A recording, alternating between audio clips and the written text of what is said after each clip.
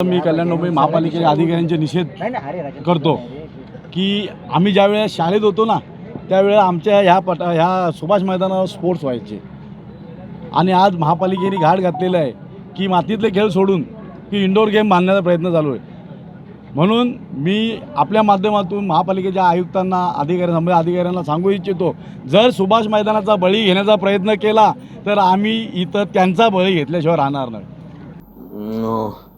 आपल्या कल्याण पश्चिमला सुभाष मैदान आहे, हे खेळाचं मैदान आहे आपल्या इथे आणि त्या ठिकाणी आपण खेलो इंडिया या केंद्र शासनाच्या योजनेतून indoor game hall 36x20 metre आकाराचा इंडोर गेम हॉल बनवतो आहे आपण त्या ठिकाणी आणि त्याला 7.5 कोटी रुपये मंजूर झालेले आहेत आणि तसं आज आम्ही प्रायमरी कामाला सुरुवात केलेली आहे त्या ठिकाणी।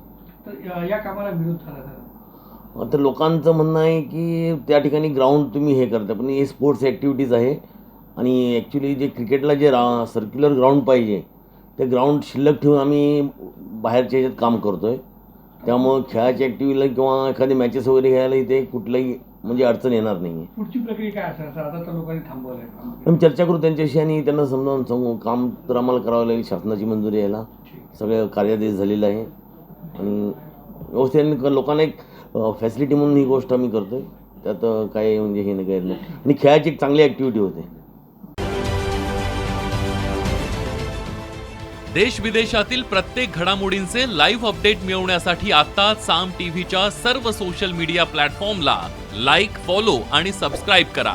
तसंच सर्व नोटिफिकेशनसाठी बेल आयकॉन प्रेस करायला विसरू नका।